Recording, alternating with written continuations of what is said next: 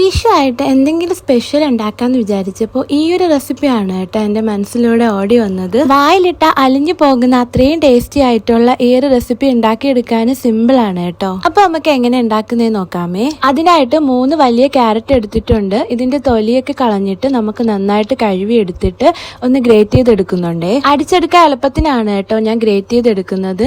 അല്ലെങ്കിൽ നിങ്ങൾ ചെറിയ പീസസ് ആയി കട്ട് ചെയ്ത് മിക്സിയുടെ ജാറിലോട്ട് ഇട്ട് അടിച്ചെടുത്താലും മതിയാകും. കുറച്ച് വെള്ളം കൂടെ ചേർത്ത് അടിച്ചെടുത്തതാണ്.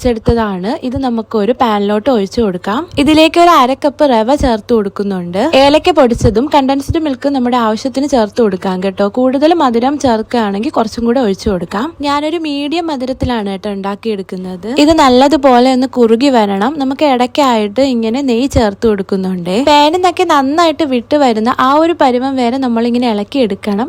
ഇതുപോലെ ആയി വരണം കേട്ടോ. എന്നിട്ട് തണുത്തതിന് ശേഷം നമുക്ക് ഓരോ ബോൾസ് ആക്കി എടുക്കാം കേട്ടോ. കയ്യിൽ എണ്ണയോ ഗീയോ ചേർത്തിട്ട് എല്ലാ ബോൾസും ഇവിടെ റെഡി ആയിട്ടുണ്ട്. ഇനി സെയിം പാനിൽ തന്നെ ഞാൻ പാല് തിളപ്പിക്കാൻ വെച്ചിട്ടുണ്ടായിരുന്നു. പാല് തിളച്ചതിന് ശേഷം ഇതിലേക്ക് ഏലക്ക പൊടിച്ചതും കണ്ടൻസ്ഡ് മിൽക്കും പിന്നെ അതുപോലെ തന്നെ ബദാം പൊടിച്ചതും പിസ്ത പൊടിച്ചതും കൂടെ ചേർത്ത് നന്നായിട്ട് ഇളക്കിയെടുക്കാമേ. നന്നായിട്ട് തിളച്ച് വരുമ്പോഴത്തേക്കും നമുക്ക് ഈ ബോൾസ് അതിലേക്ക് ഇട്ട് കൊടുക്കാം. എന്നിട്ട് ഒരു 5 മിനിറ്റ്സ് നമുക്ക് കുക്ക് ചെയ്തെടുക്കാം കേട്ടോ. അപ്പോൾ നമ്മുടെ ടേസ്റ്റി ആയിട്ടുള്ള ക്യാരറ്റ് ജാമുൻ ഇവിടെ റെഡി ആയിട്ടുണ്ട് കേട്ടോ. കണ്ടാൽ ഏകദേശം നമ്മുടെ ഗുലാബ് ജാം പോലെയൊക്കെ ഇരിക്കും.